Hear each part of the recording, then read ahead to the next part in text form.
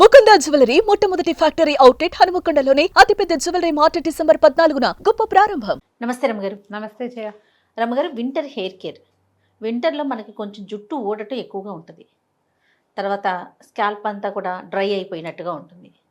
ఏం చేయాలి, ఎలాంటి జాగ్రత్తలు తీసుకోవాలి, ఎలాంటి ఆహారం తినాలి? మీరు కొన్ని ఆయిల్స్ చేసి చూపించారండి కదా. ఏదైనా ఒక రెసిపీ, అంటే వింటర్లో ఇలాంటి ఆయిల్ రాసుకుంటే మంచిది అనేది ఏదైనా కూడా చెప్పుకుందామండి.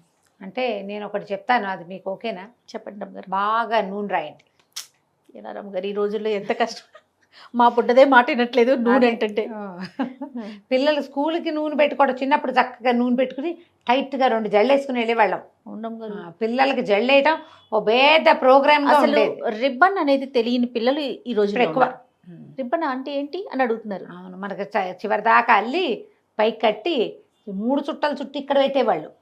3 రౌండ్లు ఇలా ఇలా తిప్పి టైట్గా 2 మడతలు, ఒక మడతే వేసి ఇక్కడ కట్టేవాళ్ళు. పైన 2 ఎర్రవి రిబ్బన్లు, మనకి ఎలా తెల్ల రిబ్బన్లు పువ్వులు పెట్టుకున్నట్టుగా కనపడేవి. చక్కగా కూర్చోబెట్టేవాళ్ళు. రిబ్బన్లు ఒక ప్రత్యేక ఖర్చుగా ఉండేది పాత రోజుల్లో. ఏమిటో అక్కడి నుంచి ఉతుక్కోవాలి, వాటిని ఇట్లా గుండ్రంగా చుట్టుకోవాలి. ఎడాపెడా పెడితే ఇటీవాళ్ళు శుచి శుభ్రం లేదు, తీరలేదు, తినలేదు, దీనికి రిబ్బన్ మట్టమే రాదు, ఇంకేమొస్తుంది అలా కూడా అనేవాళ్ళు. కానీ కాదు రమ్మగారు, మరి మాకైతే మాత్రం హెడ్ బాత్ ఓన్లీ శుక్రవారమే, తలస్నానం ఓన్లీ శుక్రవారం మాత్రమే చేయించేవాళ్ళు. ఆ ఒక్కరోజు, మిగతా అన్ని రోజులు మీరు అన్నట్టుగా చక్కగా నూనె రాసి గట్టిగా అల్లి, బ్లాక్ రిబ్బన్స్, గ్రీన్ రిబ్బన్స్ ఉండేవి డేస్ని బట్టి. స్పోర్ట్స్ అప్పుడు ఒకటి, మిగతా అప్పుడు ఒకటి, అట్లా వేసుకుని కట్టుకెళ్ళే వాళ్ళం అండి. అయినా కూడా మనకేం మిగలలేదు. ఏం మిగలలేదు అంటే మనకి ఇప్పటికి మిగలలేదు. పిల్లలకి 20,000కే పోతుంది, ఇక్కడికి వెళ్ళిపోతుంది కదా వెనక్కి. జుట్లు వెనక్కి వెళ్ళిపోతున్నాయి, పిలకలు మిగులుతాయి, పల్చగా జుట్టు. దాన్నే స్టైల్ చేసి, పైగా ఈ మెషిన్లు వచ్చాయి కదా, లాగేది, తిప్పేది, నలిపేది, పొంకులు పెట్టేది. నన్ను అంటున్నారు కదా మీరు. మరి నువ్వు పెట్టచ్చు కాదు రమ్మగారు, నాకేమో స్ట్రైట్ హెయిర్, కర్ల్స్ అంటే ఎంత ఇష్టం అంటే, ఎవరైనా కర్లీ జుట్టు కనిపిస్తే చాలా ఇంకా నాకు ప్రాణం లెగిసిపోతుంది. మన కీర్తిది ఎంత కర్లీ హెయిర్ ఉంటుంది, అదేమో స్ట్రైట్ చేసుకుంటుంది, స్ట్రైట్ చేస్తుంది. నేనేమో కర్ల్స్ చేసుకుంటా. మీ జుట్టు చూసిన వేవీగా అనిపిస్తుంది. నా జుట్టు ఇంతే, నేనేం చెయ్యను దాన్ని. వేవీగా అనిపిస్తుంది అండి, ఎక్కువ కనిపిస్తుంది. ఉన్నదానికంటే కొంచెం కనపడుతుంది, నెత్తి మీద కనిపించదు, వెనక నుంచి కనిపిస్తుంది. ఇలాగే ఉంటాయి జయ జుట్టు. పైగా లోకంలో సహజమైనది ఏంటంటే, ఇప్పుడు నువ్వు వంకీలు జుట్టు ఇష్టం, నాకు స్ట్రైట్ హెయిర్ అంటే పంచప్రాణాలు. అది మనకి ఇలా నిడుపుగా ఇలా ఉన్న జుట్టు చూస్తే చాలా ఇష్టం, స్ట్రైట్ హెయిర్ ఇష్టం. కానీ నేనేం చెయ్యను జయ, నా జుట్టు ఎలా ఉందో క్వాలిటీ అలాగే ఉంచుకుంటాను నేను. స్ట్రైట్ ఇష్టమే కానీ నేను ట్రై చేయను దానికోసం. ఇప్పుడు మనం ఏం చేస్తున్నామంటే, మనకేంటి ఎలా ఉంటుందంటే, మనకి ఏది ఉందో దానికంటే అది కాని భిన్నమైనది, పూర్తి ఆపోజిట్ అయిన విషయం మనకు నచ్చుతుంది. ఇప్పుడు మనకు అవకాశం వచ్చింది కాబట్టి అది చేయటానికి ట్రై చేసి ఈ రకరకాల మెషిన్లని నెత్తి మీద చిన్నప్పటి నుంచే పెట్టేస్తున్నారు. ఏదైనా ఎవరిదైనా పెళ్ళి ఉందంటే మనం స్పాకి వెళ్ళి పార్లర్కి వెళ్ళి చేసుకుంటున్నారు. మళ్ళీ అక్కడి నుంచి ప్లాస్టిక్ దొరుకుతాయి, అవి పెట్టి ఇలా చుట్టి పెట్టుకోవటం. ఇదివరకు ఎక్కడో ఇంగ్లీష్ సినిమాలో కనపడేది ఆ కర్ల్స్ తిప్పడానికి. ఇప్పుడు ఏముంది, ఎక్కడ పడితే అక్కడ దొరికేస్తున్నాయి. ఈ మీషోలో వాటిలో 100 రూపాయలే అవి చుట్టి పెట్టుకుంటే అదే సేఫ్ అండి. అదే సేఫ్, ఎందుకంటే మిషనరీస్ కన్నా, కరెంట్ లో పెట్టుకునే మిషన్స్ కన్నా ఈ ఇస్త్రీ చేయడం కంటే, హాట్ ఎయిర్ బ్లో చేయడం, ఇస్త్రీ చేయడం కంటే ఆ చుట్టేది పరువు తీసి పడేస్తారు రావు గారు మీరు. అసలు దాన్ని ఇంకోలా ఎలా అనాలో చెప్పు. స్ట్రైట్నర్ అండి, దాన్ని ఇస్త్రీ చేయటమా? అది కాదు, నలిగిన దాన్ని సాఫ్గా చేసేదాన్ని ఇస్త్రీ అంటారు. ఓకే కదా, ఐరన్ చేసేయటమే దాన్ని. ఇస్త్రీ చేయకుండా మనం ఏం చేసుకోవచ్చు వాటిని. ఇప్పుడు కొన్ని రకాల ఎంజైమ్స్, మనం ఏమంటారు, మన ఫ్లాక్స్ సీడ్ జెల్లు, తర్వాత ఏమో మన అలోవెరా జెల్లు, అలాంటివి ఏమైనా రాస్తే కొంత నిడుపుగా అవుతాయి. అరటిపండు, ఆలివ్ ఆయిల్ చక్కగా గ్రైండ్ చేసేసేయండి, ఓ స్పూన్ పెరుగు కూడా వేసేయండి అందులో. అది పెట్టుకోండి తలకి, చాలా మటుకు స్ట్రైట్ అయిపోతుంది జయ. ఇప్పుడు నాలాగా హాఫ్ కర్ల్స్ ఉంటాయి చూడు, వేవిగా ఉంటుంది. నాకు కూడా ఇప్పుడు నేను నీకు చూపించట్లేదు ముందుకేసుకుని, కానీ నా జుట్టు వెనకాల ఉంటుంది, కొంతేమో ఇటు తిరిగి ఉంటుంది, కొంతేమో ఇటు తిరుగుతుంది, కొంత అటు ఇటు కాకుండా ఇట్లా 2 వంపులతోటి ఉంటుంది. సరిగ్గా ఏముండదు, ఎలా ఉంటే అలా యాక్సెప్ట్ చేసి ఉంచుకుంటున్నాను అంతే. దీనికి గనక కొంచెం హెయిర్ మెయింటెనెన్స్ కోసం మనం మిగలబడిపోయిన అరటిపళ్ళు ఉంటాయి, అరటిపళ్ళల్లో ఇంత ఆలివ్ ఆయిల్ వేసి, ఒక బెళ్ళ పెరిగేసి, మిక్సీ చిన్నవి మన న్యూట్రీ బుల్లెట్ ఉంది కానీ మా దగ్గర, అందులో వేసి కొట్టేసి ఒక ½ అవర్ 45 మినిట్స్ తలకి పెట్టుకుంటే చాలు, చాలా మటుకు స్ట్రైట్ అయిపోతుంది జయ జుట్టు. ఈ వంకులు టింకులు ఏమి ఉండవు, అదేలేండి. స్ట్రైట్ అవుతుంది. అలా ఏదైనా ట్రై చేయొచ్చు ఇస్త్రీలు కాకుండా. ఈ కర్ల్స్ ఇప్పుడు నువ్వు తిప్పినవి ఎక్కువసేపు ఉండవు కదా, మళ్ళీ కొంగు పెడితే అంతే సంగతి. అంతే సంగతి. దాని తోడు ఏమవుతుందంటే జుట్టు వీటి వల్ల ఈ ప్రయోగాల వల్ల దాంట్లో క్వాలిటీ పోతుంది. అవునండి. మొదళ్ళ నుంచి వీక్ అయిపోతాయి. పైగా దానికి నరిష్మెంట్ ఏమీ ఇవ్వం మనం. ఆహారంలో కొంత వెళ్తుంది. ఎప్పుడు పైన చేసేవి పైనే ఉంటాయి. ఇప్పుడు మనం స్ట్రైట్ చేయగలము, వంపులు తిప్పగలము తప్ప దాన్ని బతికించి ఉంచలేం దేంతోటిను. దాన్ని బతికించి ఉంచే ప్రధాన సాధనం ఏమిటి? లోపలికి వెళ్ళిన ఐరన్ అండ్ జింక్ ఉండాలి ఒంటికి. చక్కటి ప్రోటీన్ తీసుకోవాలి, మంచి ఫుడ్స్. కొంతమంది ఉంటారు ఏమీ చేయరు, ఇంత లావు ఇంత బారెడు జడ 60-70 ఏళ్ళు వచ్చినా ఉంటుంది వాళ్ళకి. ఏం శ్రద్ధ ఉండదు, వాళ్ళ తీరు. మళ్ళాగా వీక్గా ఉండే హెయిర్ ఉన్న వాళ్ళు, నాకు ఒక పూట తలనొప్పి వస్తే ఇంత జుట్టు ఊడిపోతుంది జయ. అవును అంటారుగా. ఒక్క పూట హాఫ్ డే ఫీవరిష్గా ఉన్నా మర్నాడు స్నానం చేస్తేనే ఇంత వచ్చేస్తుంది, దువ్వినప్పుడల్లా ఇంతంత చొప్పున వస్తుంది, జుట్టు వీక్ అయిపోతుంది. నేను యాక్టివ్గానే ఉంటా, నాకేం నీరసాలు రావు జయ. అసలు నీరసం వచ్చే పద్ధతే లేదు, నా మొహం డల్గా కనపడుతుంది, నేను యాక్టివ్గానే ఉంటా, జుట్టు ఊడిపోతుంది. మీ తీరు మన తీరు. ఇప్పుడు ఈ తీరులకి మనం చేయగలిగేది ఏం లేదు, ఏదో చిన్న చిన్న అనుపానాలు వేసుకుంటాం అనుకో.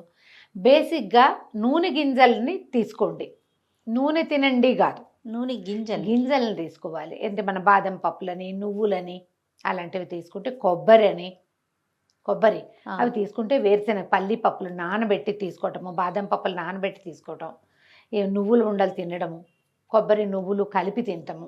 తర్వాత ఇప్పుడు ఇవి బాగా దొరుకుతున్నాయి మన సన్ఫ్లవర్ సీడ్స్, అవి కూడా అన్నేసి తీసుకోకూడదట, ఇంతంతా కొన్ని, ఒక చిన్న స్పూనుడు ఇట్లా ఏమైనా తీసుకుంటూ ఉండండి, జుట్టు ఊడకుండా ఉంటుంది. తర్వాత బేసిక్ జుట్టు క్వాలిటీ కనపడాలంటే దానికి మసాజ్ అవసరం. మీరు మసాజ్ చేయటం వల్ల జుట్టు ఊడటం ఆగిపోతుంది అనేది డాక్టర్లు చాలామంది ఒప్పుకోరు, ఏం కాదంటారు. హెయిర్ క్వాలిటీ డెఫినెట్గా బాగుంటుంది. శీతాకాలం జుట్టు ఊడిపోవడానికి స్కాల్ప్ డ్రైగా ఉండటం ఓ కారణం, నూనె గ్రంథులన్నీ ఎండిపోయి ఉంటాయి. దీనికి మసాజ్ అవసరమే. మీరు ఏ నూనెైనా రాసుకోండి, ఆముదం రాసుకుంటే ఎక్కువ జిడ్డు ఉంటుంది తలలో. పూర్తి ఆముదం రాసుకుని దాన్ని వాష్ చేసినా మధ్యాహ్నానికే చతికిలు పడిపోతుంది జుట్టు, ఆయిల్ ఉండిపోతుంది ఎంతో కొంత. అంత పూర్తిగా పోగొట్టేసేంత రుద్దామంటే జుట్టు డ్రై అయిపోతుంది. కొబ్బరి నూనెలో కొంచెం ఆముదం కలిపి రాసుకోండి.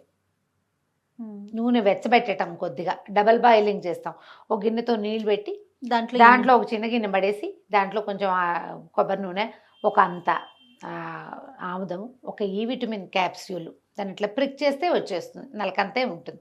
అది అందులో పడేసి బాగా కలిపి చక్కగా తలకి మద్దం చేసుకోండి. ఒక గంట అయినా కనీసం ఆయిల్తో ఉండండి. సింపుల్ మెథడ్ ఏంటంటే, ముందు రోజు రాత్రి సాయంకాలం 7 గంటలకు అప్పుడు ఇల్లు చేరిపోయాక ఆ మొత్తం డ్రెస్ చేంజ్ చేసుకుని ఫ్రెష్ అప్ అయిపోతారా, అప్పుడు కొద్దిగా నూనె కొసలకి పట్టించొద్దు, ఒట్టి మాడికి మసాజ్ చేయండి, దువ్వకండి. ఈ మసాజ్ చేసేటప్పుడు ఎంత ఊడుతుందో వేళ్లతోటి వచ్చేస్తుంది కదా, అంతే. ఈ మిగిలిన జుట్టుని చక్కగా బిగ్గా జడేసి రబ్బర్ బ్యాండ్ పెట్టుకుని పడుకోండి. మెల్లిగా ఈ కుదుళ్లలోకి వెళ్ళిన నూనె ఆటోమేటిక్గా కొసల్లోకి వచ్చేస్తుంది. కొసలకు కూడా ఇంతలా పెట్టి నూనె పెట్టించామనుకో, అది దుప్పట్లు దిళ్ళు ఖరాబ్ అవుతాయి. అవును, అంత నూనె ఎక్కర్లా, జస్ట్ మనం కుదుళ్ళకి మసాజ్ చేస్తే, మ్యాక్సిమం మసాజ్ కుదుళ్ళకి ఇచ్చేసేయండి, తలకి స్కాల్ప్కి ఇచ్చేస్తే ఇక కొసలకి నూనె రాయక్కర్లా. చిన్నప్పుడు కూడా మా కొసలకు నూనె రాసేవారు కాదు, మా ఇంట్లో పద్ధతి. మా అమ్మని ఎత్తికి నూనె రాసి జుట్టు ముడేసి స్నానానికి పంపించేవారు. మేము స్నానాలు చేసి వచ్చేసరికి ఆటోమేటిక్గా ఈ తల అదే వస్తుంది, దువ్వెనతో ఆటోమేటిక్గా కిందకి వచ్చేస్తుంది. కొసలకి నూనె రాయటం మా ఇంట్లో పద్ధతి కాదనమాట. ఎన్నేళ్ళు నాడిన అప్పుడు కూడా ఇలాంటి సిస్టమ్ ఉండేది. నూనె రాసుకోవటం, జుట్లు ముళ్ళేసుకోవటం, వెళ్ళటం. అందరికీ అప్పుడు పెద్ద పెద్ద జడలు ఉండేవి మా ఇంట్లో, మరి మోకాళ్ళ దాకా కాదు జయ, అందరికీ నడుములు దిగే జడలు ఉన్నాయి. ఎక్కువ భాగం 50% పైగానే లావు జుట్లు. నేను అనుకుంటా ఆ ఊళ్ళో తిండి, ఆ గాలి, ఆ శుభ్రమైన తిండి, అది పిచ్చివేషాలు లేని జీవితం, అంటే సజావైన ఇవి ఉండేవి టైమింగ్స్, మంచి నడక, ఎక్సర్సైజ్ వల్ల అనుకుంటా ఆ ఊరు దాటాక అందరికీ పోయినాయి జుట్లు. అలాగే అనిపిస్తుంది. దీంట్లో మనము ఆయిల్స్ కొన్ని సొంతంగా కాచి పెట్టుకోవచ్చు. దీనికి పెద్ద కొలతలు అదేమిటో బారుబూరు ఏం అక్కర్ల, సింపుల్ ఆయిల్స్ కూడా కాచుకోవచ్చు. మీకు సూట్ అయిందా లేదా అనేది మనకి 1 టైం చేసుకుని వాడుకున్నాక తెలుస్తుంది కదా. మీకు జుట్టు మెరుపుగా ఉండటం, వాష్ చేశాక జుట్టు మెత్తగా ఉండటం, ఎంతో కొంత ఊడటం తక్కువగా ఉంటే మీకు సూట్ అయినట్టే అది. దానివల్ల ఇచ్చి స్కాల్ప్ అవి ఏం రావు. వాకిట్లో ఎక్కడైనా రెకమందార పువ్వులు ఉంటే చూడండి, రేఖ మందారాలు చాలా మంచివి. మందార పూలు ఎన్ని మందార పూలు 100 150 గ్రాముల కొబ్బరి నూనె అనుకో, 100 గ్రామ్సే పెట్టుకోండి. చిన్న అంత గ్లాసుడు, ఇంత గ్లాసు, దానికి ఒక 2 స్పూన్ల ఆముదం వేయండి. అందులో మీకు వంట ఆముదం దొరికితే మహత్తరంగా ఉంటుందమ్మా. దొరకకపోతే మామూలు ఆముదం మనకి ఇవి దొరుకుతుంది కదా ఈ షాపుల్లో, క్యాస్టర్ ఆయిల్ ఒక 2 స్పూన్ల క్యాస్టర్ ఆయిల్ వేసుకోండి. ఒక 15 నుంచి 20 వరకు మందార పూలు, గుంటగరాకు దొరికితే ఒక కాసిన ఇన్నైనా గుంటగరాకులు, కలర్ వస్తుంది నూనెకి. తర్వాత ఏమో ఈ ఉసిరికాయల రోజులు కదా ఇవి, 4-5 ఉసిరికాయలు చిన్న ముక్కలు తరిగేసి వేసేసేయండి. మీరు ఉల్లిపాయ నూనె కూడా చేసుకోవచ్చు, కాకపోతే ఉల్లి నూనె వేపు వాసన వస్తుంది, ఆ నూనెతోటి ఉండలేరు. ఉల్లిపాయల నూనె కూడా చేసుకోవచ్చు. ఉల్లిపాయలు పక్కన పెడితే ఇది మందారాలు, గుంటగరాకు, ఉసిరిక ఈ 3 వేయండి. ఆముదం ఎలాగో నూనెలో కలుపుతాం కదా, ఒక స్పూన్ మెంతులు కూడా అందులో వేసేసి స్టవ్ మీద పెట్టేయండి. సన్నటి మంట మీద, ఎంత తక్కువ మంట ఉంటే అంత మంచిది. మీ దగ్గర ఇండక్షన్ స్టవ్ ఉంటే అన్నిటికంటే లీస్ట్ టెంపరేచర్ ఉంటుంది కదా, 300 ఏదో నెంబర్ రాస్తాడు, అందులో పెట్టండి. నిదానంగా ఇప్పుడు మనది ఇంత గ్లాసు నూనె కదా అని బుజ్జి గిన్నె పెట్టకండి, అది కొత్త ఉడికేటప్పుడు బయటకు వచ్చేస్తుంది. గిన్నె పెద్దది ఉండాలి, చిన్న పావైనా పెద్ద కర్రతో కొట్టాలన్నమాట. కాస్త పెద్ద గిన్నె అయితే పొంగినప్పుడు ఇబ్బంది లేకుండా ఉంటుంది. ఆ పువ్వులు అవి ఉడికేటప్పుడు నూనె పొంగు వారుతూ ఉంటుంది. చిన్న గిన్నెలో ఉంటే అంతా పొయ్యి మీదకి వచ్చేస్తుంది, స్టవ్ మీద పడిపోతుంది. అది చేయగలదు. కాస్త పెద్దది, లేదా మనము ప్యాన్స్ ఉంటాయి కదా, మూకుడుల లాంటివి హ్యాండిల్స్ ఉన్నాయి, అందులో కూడా పెట్టుకోవచ్చు. వంట చేసే వాటిలలో కాకుండా చూసుకోండి, సపరేట్గా వాటి కోసం వండుకునేవి కాకుండా ఇది పక్కన పెట్టడం. ఒకవేళ మీకు వాకిట్లో ఎక్కడైనా మందార చెట్టు ఉంటే, మందార కాదు మన గోరింట చెట్టు ఉంటే, ఇంత గోరింటాకు కూడా వెండి, దానివల్ల మీ జుట్టుకి ఏమీ కలర్ రాదు, అలా భయపడద్దు. అవును, అట్లా ఏం జరగదు. స్టవ్ మీద పెట్టేయండి. స్టవ్ మీద ముందంతా చిట సౌండ్ వస్తుంది, కాలుతున్న వాసన అవి వస్తాయి. మీకు ఎప్పుడైతే శబ్దం ఆగిపోతుందో అప్పుడు తడిపోయినట్టు అర్థం. ఒకటి బేసిక్ రూల్. అక్కడి నుంచి ఇంకా మీకు డౌట్ ఉంది, ఇందులో తడి ఉంటే రేపొద్దున బూజు వస్తుంది అలా అనిపిస్తే, ఒక అగ్గిపుల్లను కానీ ఇంత చీపురు పుల్లను కానీ తీసుకుని అందులో ముంచి దాన్ని స్టవ్ మీద కాల్చడానికి ట్రై చేయండి. ఈ స్టవ్ మీద కాల్చినప్పుడు మామూలుగా భగ్గుమని అంటుకుంటే నూనె కాగి రెడీగా ఉన్నట్టు, అలా కాకి చిట్టలాడిందంటే ఇంకా తడి ఉన్నట్టు. బేసిక్ శబ్దమే దానికి. ఈ 2 టెస్టులతోటి నూనె కాగబెట్టేసుకోండి. ఈ కాగిన నూనెని తీసి పక్కన పెట్టండి. కొద్దిగా చల్లారంగానే ఏదైనా టైట్ జార్లో పోసి పెట్టుకోండి. దీన్ని ఏం చేస్తామంటే మనం ఇనుప చని ఉంటుంది కదా, అదే వడకట్టేది, అందులో వేసేసి బాగా నొక్కేస్తే ఈ గుజ్జంతా పైన ఉండిపోతుంది. ఆకులు, తర్వాత ఏమో మన ఉసిరికాయల గుజ్జు పైన ఉండిపోతాయి. మొత్తం నూనె అంతా కిందకు వచ్చేస్తుంది, డార్క్ కలర్లో వస్తుంది డెఫినెట్గా నూనె. కొంచెమే ఆముదం వేసాం కాబట్టి చాలా స్టిక్కీగా బంకగా అలాగా ఏమి ఉండదు. మీరు ఇంత సీసాడు కాచి పెట్టుకుంటే ఒక నెల తిరిగేసరికి నిలవాసన వస్తుంది, చెడదు, వాసనే మాగుగా వస్తుంది, విసగటగా ఉంటుంది. అందుకని అలా చెయ్యొద్దు. ఫ్రెష్ ఒక 15-20 పువ్వులు దొరికితే చాలా ఇమీడియట్గా నిన్ననే పెట్టాను నేను. నిన్ననే నూనెలో వేసేస్తాను. ఈ మధ్య చాలా రోజుల నుంచి చేతల దాన్ని మన మొక్కల్లో ఎరువు కోసమని మట్టిలో వేస్తున్నా. ఇంతంత పెద్ద పెద్ద పువ్వులు చాలా ఉండిపోతున్నాయి. ఇప్పుడు ఇంకా ఈ నెల నూనె లేదని మొన్ననే వేసాను. నిన్న నా దగ్గర రోజ్మేరీ కొన్నాను నేను.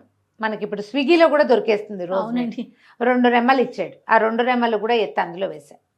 రోజ్మేరీ తోటి కూడా హెయిర్ గ్రోత్ బాగుంటుంది, ఫాల్ తగ్గుతుంది. కాకపోతే ఓన్లీ రోజ్మేరీ వాటర్ స్ప్రే చేసుకునేది చూపిస్తున్నారు. దాంతో కొంచెం ఇచ్చి స్కాల్ప్ వస్తుంది, కొంతమంది కంప్లైంట్ చేస్తున్నారు. అందరికీ కాదు, కొంతమందికి వస్తుంది. చూసుకోండి.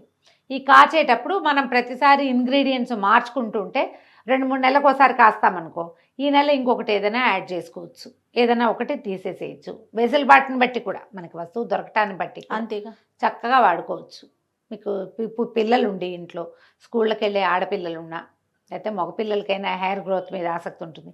మీకైనా హెయిర్ గ్రోత్ కావాల్సింది, ఎవరికైనా రాసుకుని చూడండి ఎంత హాయిగా ఉంటుందో. నేను ఇలా ఫేస్ ఆయిల్స్ తయారు చేసుకుంటాను జయ.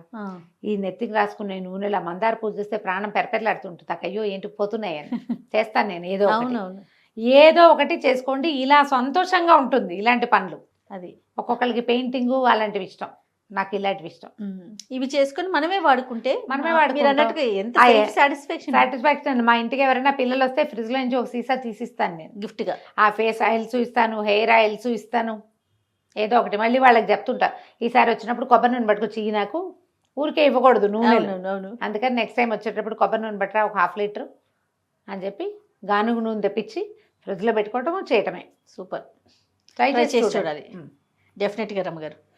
నమస్తే. నమస్తే.